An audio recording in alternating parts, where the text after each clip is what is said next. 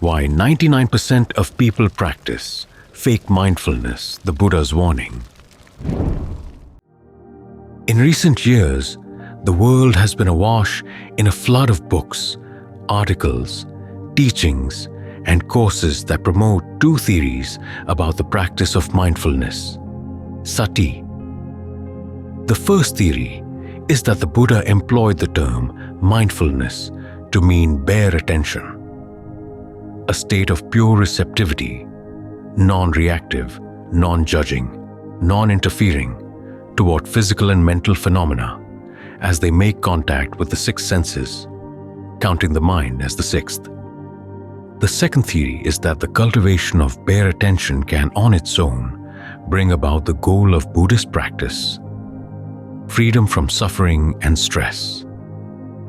Even in non-Buddhist circles, these theories have become the standard interpretation of what mindfulness is and how it's best developed. Viewed in the light of the Buddha's teachings in the Pali Canon, though, these two theories are seriously misleading. At best, they present a small part of the path as the whole of the practice. At worst, they discredit many of the skills you need on the path and misrepresent what it actually means to taste awakening. The practice of mindfulness is most fruitful when informed by the Buddha's own definition of right mindfulness and his explanations of its role on the path. As he described the term, right mindfulness, samasati, is not bare attention. Instead, it's a faculty of active memory, adept at calling to mind and keeping in mind instructions and intentions that apply to your present actions. Its role is to draw on right view about the nature of suffering and its end, and to work proactively in supervising the other factors of the path, such as right resolve, right speech, right action, and right livelihood, to give rise to right concentration. Then it builds on right concentration to bring about total release.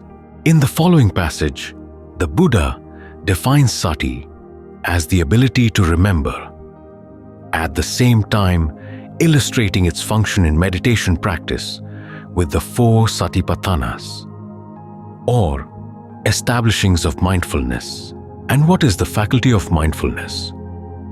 There is the case where a monk, a disciple of the noble ones, is mindful, highly meticulous, remembering and able to call to mind even things that were done and said long ago. And here begins the Satipatthana formula. He remains focused on the body in and of itself, ardent, alert, and mindful, putting aside greed and distress with reference to the world. He remains focused on feelings in and of themselves, the mind in and of itself, mental qualities in and of themselves, ardent, alert, and mindful, putting aside greed and distress with reference to the world. The most extensive discussion of the Satipatthanas starts with instructions to be ever mindful of the breath.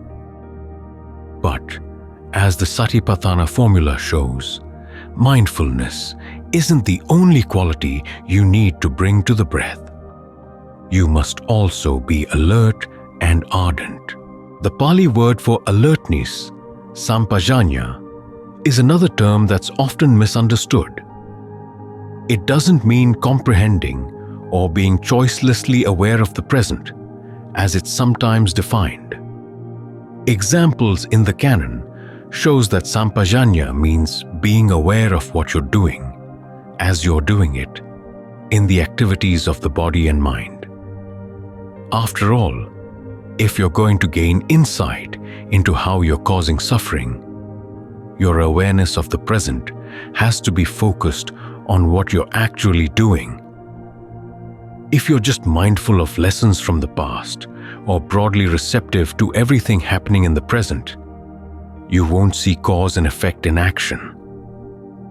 This is why mindfulness always has to be paired with alertness as you meditate, ardency, atapa, means being intent on what you're doing, trying your best to do it skillfully. This doesn't mean that you have to keep straining and sweating all the time, just that you're persistent in developing skillful habits and abandoning unskillful ones.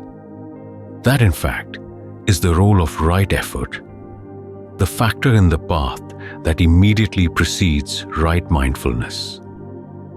Mindfulness fosters that effort by remembering what's skillful and not, and recalling your need to keep trying to be skillful. Mindfulness, alertness, and ardency get their guidance from what the Buddha called yoniso, manasikara, appropriate attention. Notice, that's appropriate attention, not bare attention. No act of attention is ever bare. The Buddha discovered that the way you attend to sensory contact is determined by your views about what's important, the questions you bring to each experience, the problems you want to solve. If there were no problems in life, you could open yourself up choicelessly to whatever came along. But the fact is, there is a big problem smack dab in the middle of everything you do.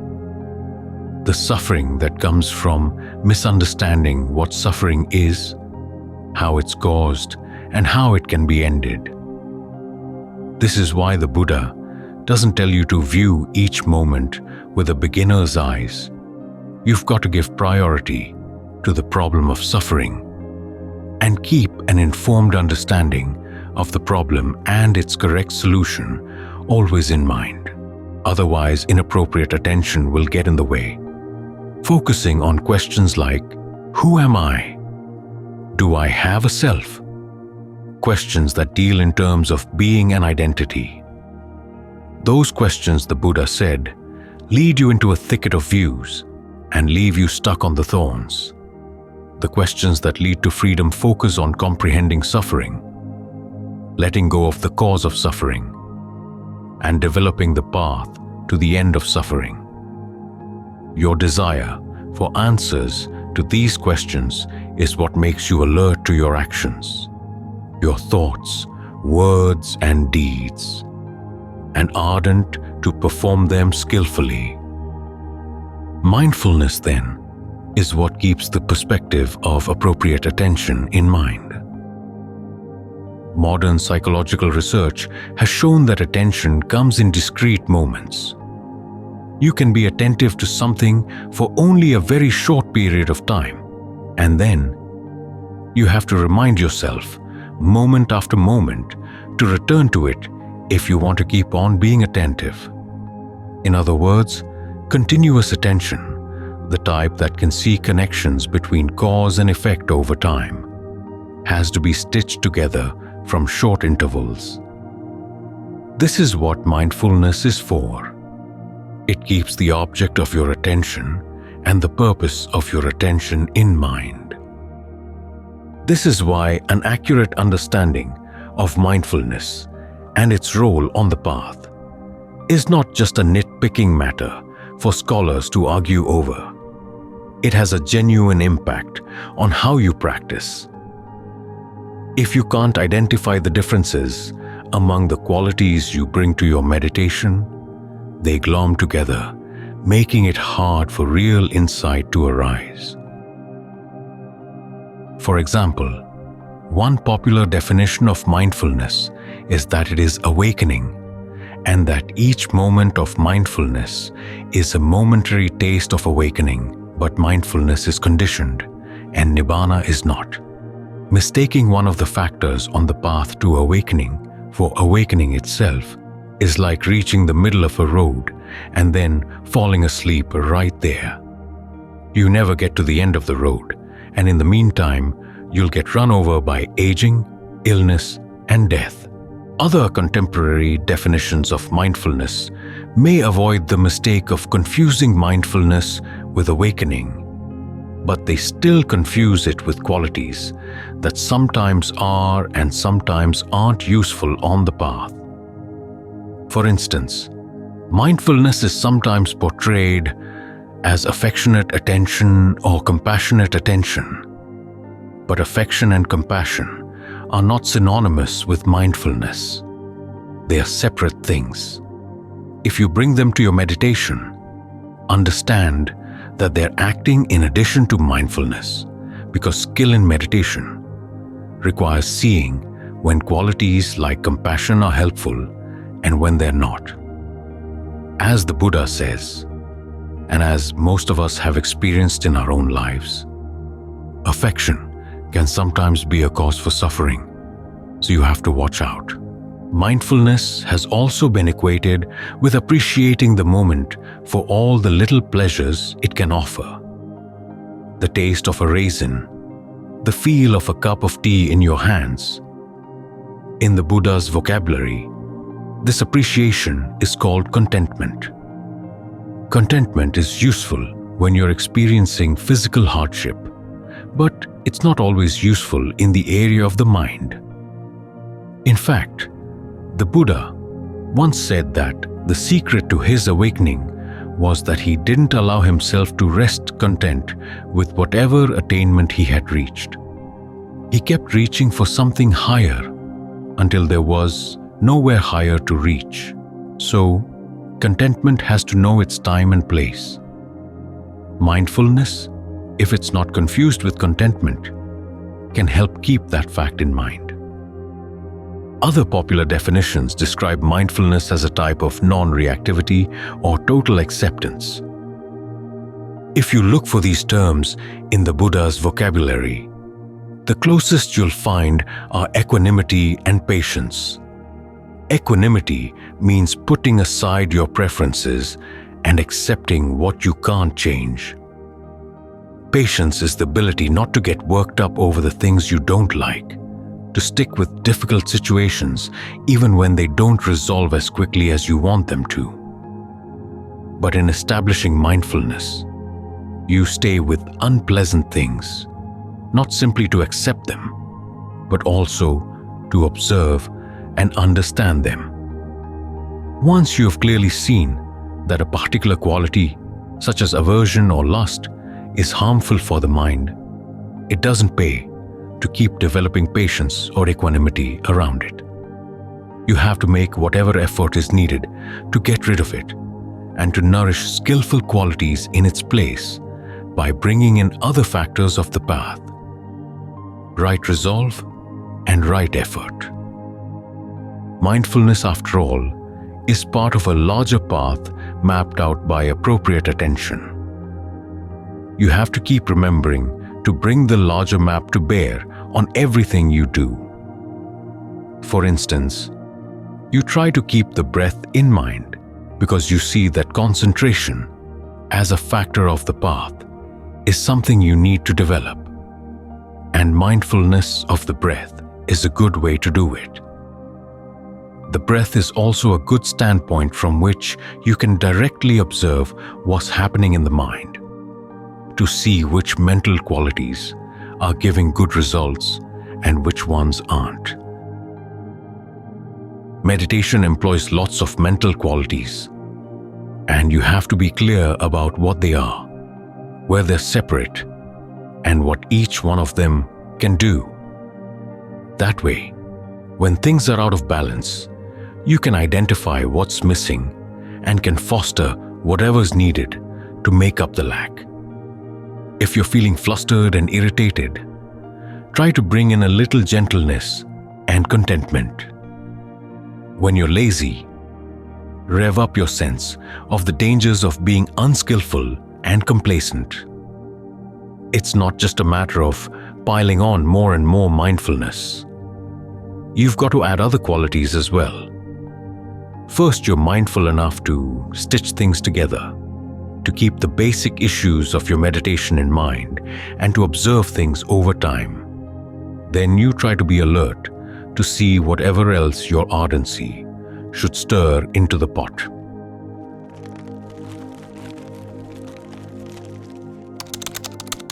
This process is a lot like cooking.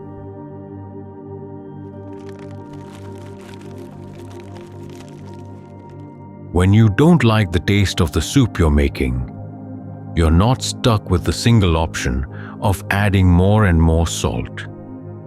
You can add onion, garlic, oregano, whatever you sense is needed.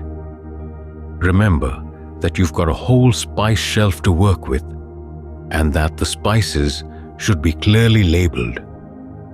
If they're all labeled salt, you won't know which salt to use. And remember that your cooking has a purpose. Right mindfulness is supposed to lead to right concentration. We're often told that mindfulness and concentration are two separate forms of meditation, or even two separate paths to awakening. But the Buddha never made a clear division between the two. In his teachings, mindfulness and concentration are interwoven. Mindfulness shades into concentration. Concentration, in turn, forms the basis for even better mindfulness. The four establishings of mindfulness are also the themes of concentration, and the highest level of concentration is where mindfulness becomes pure. As Ajahn Lee, my teacher's teacher, once noted, mindfulness combined with ardency turns into the concentration factor called vitakka, or directed thought, where you keep your thoughts consistently focused on one object, such as the breath. Alertness combined with ardency turns into another concentration factor, vikara, or evaluation. In this case, you evaluate what's going on with the breath. Is it comfortable? If it is, stick with it. If it's not, what can you do to make it more comfortable? Try making it a little bit longer, a little bit shorter, deeper, shallower, faster, slower. See what happens. When you've found a way of breathing that nourishes a sense of fullness and refreshment, you can spread that fullness throughout the body. Learn how to relate to the breath in a way that nourishes a good energy flow throughout the body.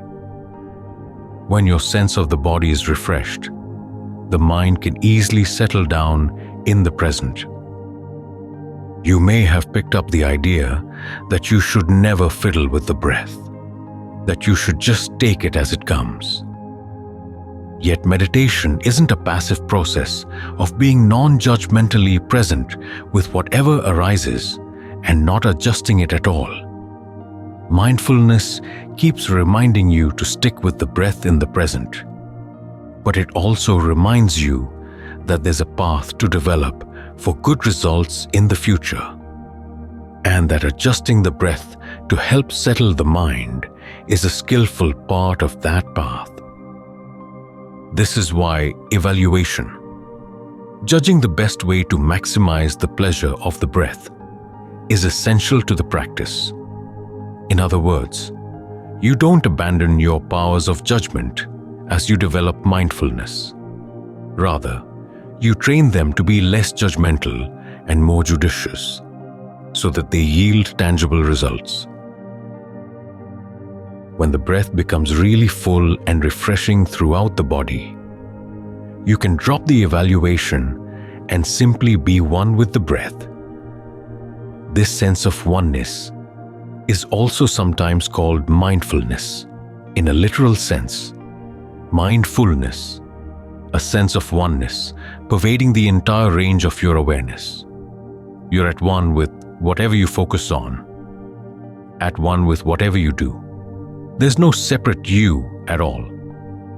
This is a type of mindfulness that's easy to confuse with awakening because it can seem so liberating. But in the Buddha's vocabulary, it's neither mindfulness nor awakening. He calls it by a technical name, Shitazo Ekodibhava, unification of awareness. In the 9 levels of concentration attainments, this is a factor that's present from the 2nd level, the 2nd jhana, up to the 6th, the infinitude of consciousness. It's abandoned on the 7th level, when the mind needs to drop the oneness to reach the dimension of nothingness. So oneness isn't even the ultimate in concentration, much less awakening, which means that there's still more work for your mindfulness alertness, and ardency to do. Mindfulness reminds you that no matter how wonderful this sense of oneness is, you still haven't solved the problem of suffering. Alertness tries to focus on what the mind is still doing in that state of oneness. What subterranean choices you're making to keep that sense of oneness going, and what subtle levels of stress those choices are causing. While ardency tries to find a way to drop even those subtle choices to be rid of that stress. So even this sense of oneness is a means to a higher end. You bring the mind to a solid state of oneness in order to drop your habitual ways of dividing up experience into me versus not me. But you don't stop there. You then take that oneness and keep subjecting it to all the factors of the path. That's when the activities underlying the oneness become clearly distinct. Ajahn Lee uses the image of ore in a rock. Staying with the sense of oneness is like resting content with the knowledge that there's tin, silver, and gold in your rock. If that's all you do, you'll never get any use from those metals. But if you heat the rock to their different melting points, they'll separate out on their own. Only then will you benefit from them. Liberating insight comes from testing and experimenting. This is how we learn about the world to begin with. If we weren't active creatures, we'd have no understanding of the world at all. Things would pass by, and we wouldn't know how they were connected because we'd have no way of influencing them to see which effects came from changing which causes. It's because we act in the world that we can understand it. The same holds true with the mind. You can't just sit there hoping that a single mental quality, mindfulness, acceptance, contentment, oneness, will do all the work. If you want to learn about the potentials of the mind, you have to be willing to play with sensations in the body, with qualities in the mind. That's when you come to understand cause and effect. But apprehending cause and effect requires all your powers of intelligence. This doesn't mean book intelligence. It means your ability to notice what you're doing, to read the results of what you've done, and to figure out ingenious ways of doing things that cause less and less suffering and stress. Call it street smarts for the noble path. Mindfulness allows you to see these connections because it keeps reminding you to stay with these issues, to stay with the causes until you see their effects. But mindfulness alone can't do all the work. You can't improve the soup simply by dumping more pepper into it. You add other ingredients as they're needed.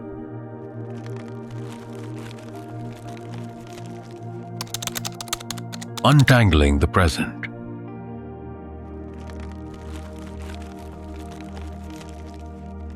If the ways of the mind were simple, its problems would be simple and easy to solve. The Buddha, in showing how to put an end to its problems, could have kept his instructions simple and short. A single blanket approach to whatever happens in the present, a noble one-fold path, just mindfulness, just concentration, or just non-reactivity. Or he might not have bothered to teach much at all, knowing that people could easily solve their problems on their own. Trust, he might have said, your innate nature, your innate understanding, and left it at that. But that's not how the mind works, and that's not how he taught. Even just a few minutes spent observing the ways of the mind can show how complex and convoluted they are. And this means that its problems are complex as well. In particular, the problem of suffering. As the Buddha noted, the causes of suffering are knotted and tangled like a bird's nest, like the thread in a tangled skein. As anyone who has solved a complex problem knows, the trick to finding its solution lies in how you frame the issue. Identifying the problem and sorting out the pattern of factors related to it. Seeing the pattern, you can decide which factors to focus on as crucial to its solution and which ones you have to ignore so as not to get distracted and led down blind alleys. Framing the issue also means deciding how to approach each of the crucial factors so that instead of maintaining or exacerbating the problem, they aid with its solution. What this boils down to is, when faced with a problem, knowing which questions are helpful to ask about it and which questions aren't. To continue the Buddha's analogy, the ability to solve complex problems is like knowing how to untangle a tangled knot. You need a basic understanding of how tangles work so that you can learn through experience, testing and observing which strands in the tangle should be pulled in which way, and which strands should be left alone. If, for example, you're a doctor in an emergency room faced with a patient complaining of chest pains, you have many quick decisions to make. You have to decide which tests to conduct, which questions to ask the patient, and which physical symptoms to look for before you can diagnose the pains as a sign of indigestion, an incipient heart attack, or something else entirely. You also have to decide which questions not to ask so as not to get waylaid by extraneous information. If you focus on the wrong symptoms, the patient might die or might spend a needless night in the intensive care unit, depriving a patient with a genuine heart attack of a bed.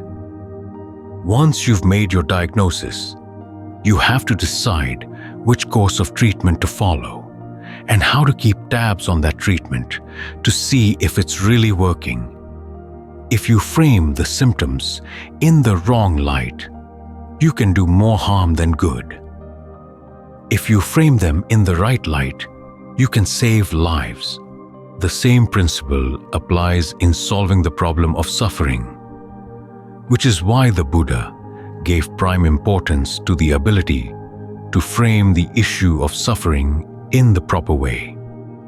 He called this ability Yoniso Manasikara, appropriate attention, and taught that no other inner quality was more helpful for untangling suffering and gaining release.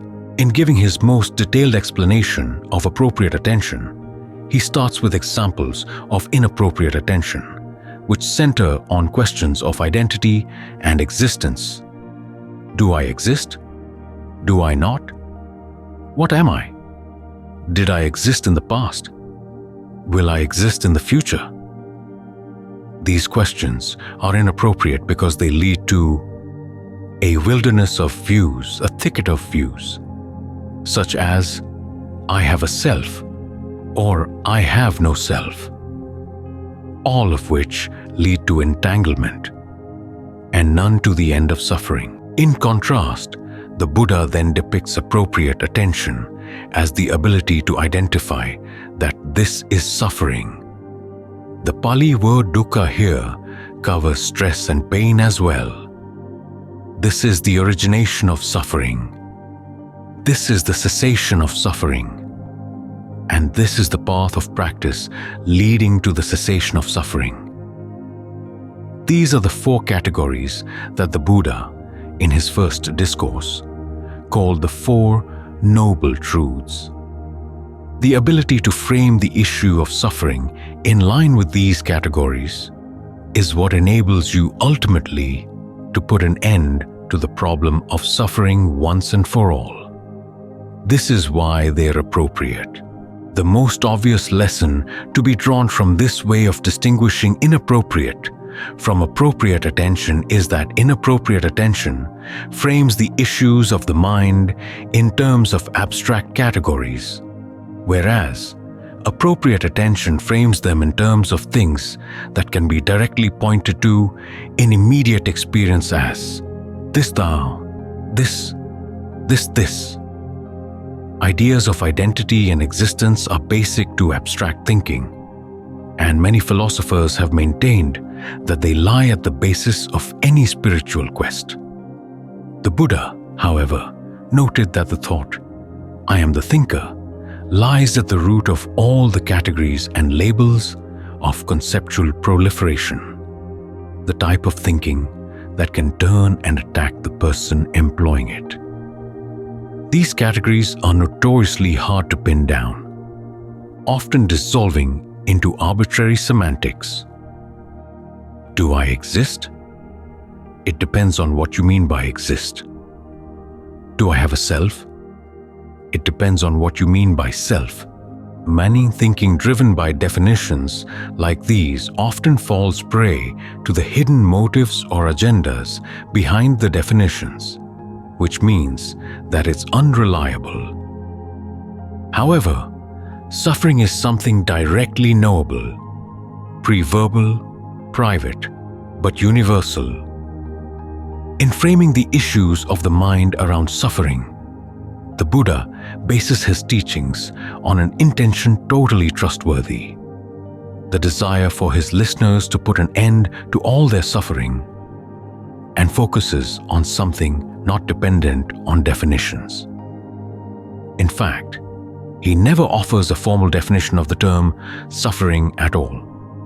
Instead, he illustrates it with examples, such as the suffering of birth, aging, illness, and death, and then points out the functional element that all forms of mental suffering share: clinging to the 5 aggregates of form: feeling, perception, mental fabrication, and consciousness. The clinging is not the same as the pain of the suffering, but it's the aspect of suffering most useful to focus on for the purpose of bringing the suffering to an end. Although there is a passage where the Buddha defines clinging as desire passion, he never describes precisely what desire passion is. When devoting what is apparently the oldest part of the canon, the Atthakavagga, to the topic of clinging, he fills the discussion with puns and wordplay, a style that discourages systematic attempts at set definitions and the conceptual proliferation they can foster. What this means is that if you want to refine your understanding of clinging, desire, passion, and suffering, you can't cling to words or texts. You have to look deeper into your present experience. In pointing repeatedly to direct experience, however, the Buddha doesn't discourage all thought and concepts. The ability to distinguish the 4 categories of appropriate attention requires thought and analysis. The type of thought that questions past understandings and misunderstandings and ponders what's happening in the present.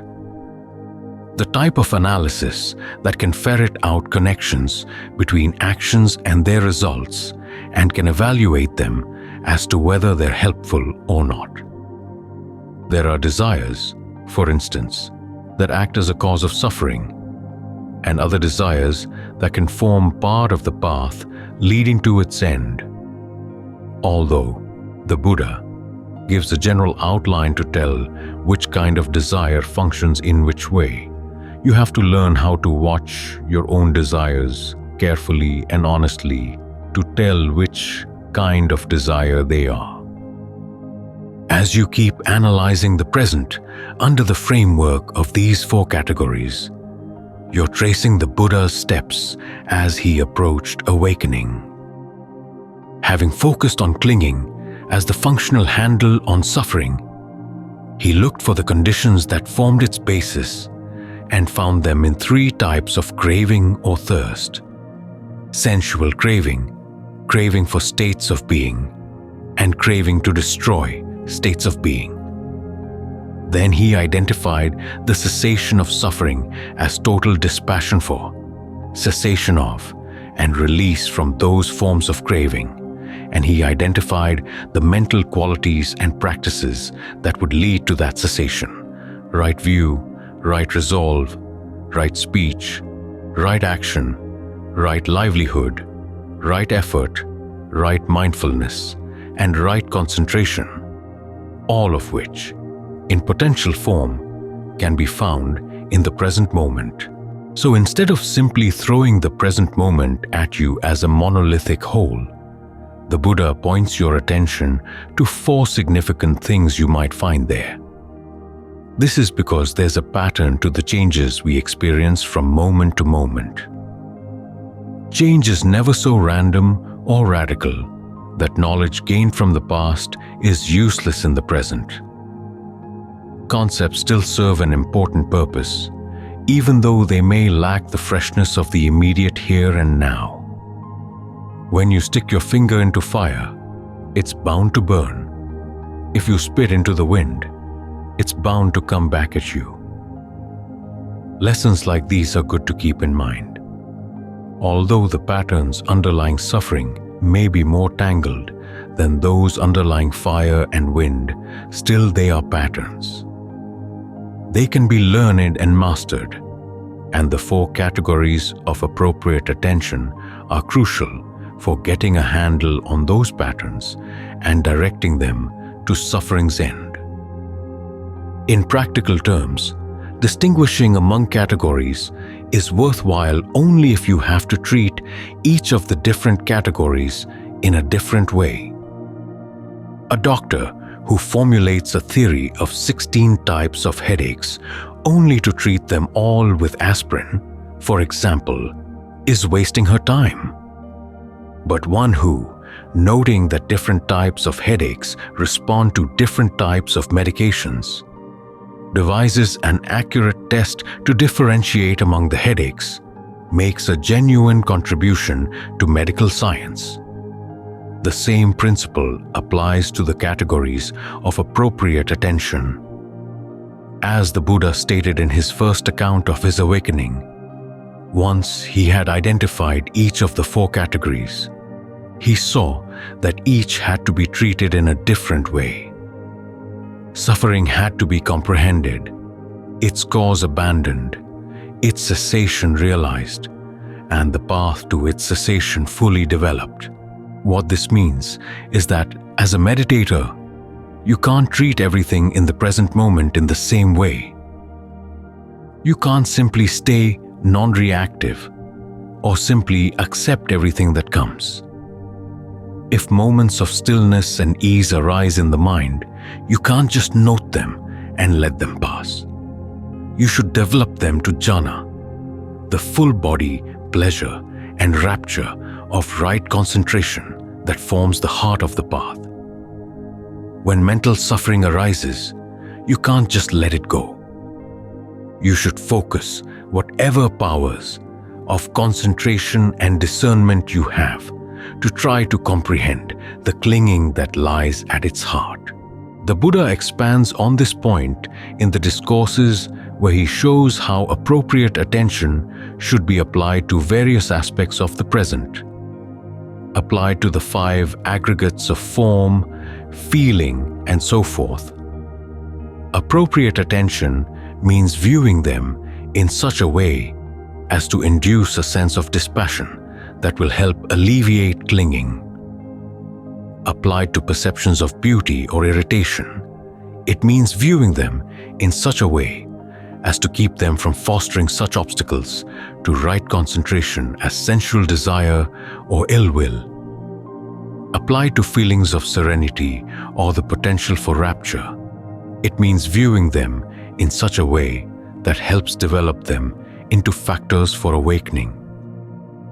Even within a particular category, there's no one approach that works in all cases. In one of his discourses, Buddha observes that some unskillful mental states wither away if you simply watch them with equanimity, while others require an active effort to take them apart. In another discourse, he expands on this observation by recommending 5 ways of dealing with distracting thoughts, replacing them with more skillful thoughts, focusing on their drawbacks, consciously ignoring them, relaxing the tension that goes into maintaining them, and forcefully suppressing them. In neither discourse, though, does he give hard and fast rules for telling which type of thought will respond to which approach.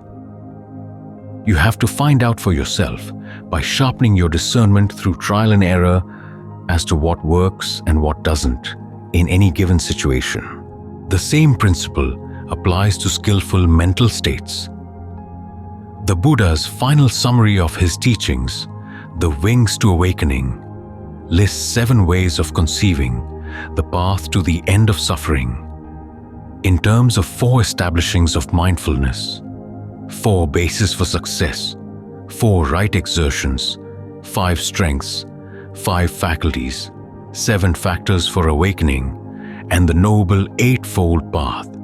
And again, it's up to you to learn, through trial and error, which way of conceiving the path is most useful at any particular time in your practice. This means that applying appropriate attention to skillful and unskillful mental states is not a one-shot affair.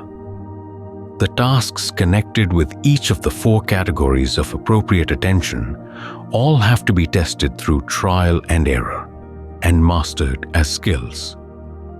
To borrow an analogy from the canon, full awakening is not a matter of picking up a bow and arrow and hoping for a fluke bullseye. The insight of awakening comes in the course of practicing on a straw man, until you're able to shoot long distances, to fire accurate shots in rapid succession, and to pierce great masses. As the Buddha noted in his first discourse, he didn't claim to be awakened until he had fully mastered the tasks appropriate to all 4 categories. In fully developing the factors of the path, he fully comprehended the 5 clinging aggregates to the point of abandoning all passion and craving for them. That was when he fully realized the end of suffering. With that, the categories of appropriate attention had done their work in solving the problem of suffering. But even then, they still had their uses. As the Buddha noted, even a fully awakened arhat would still apply them to experience, to provide a pleasant dwelling for the mind in the here and now.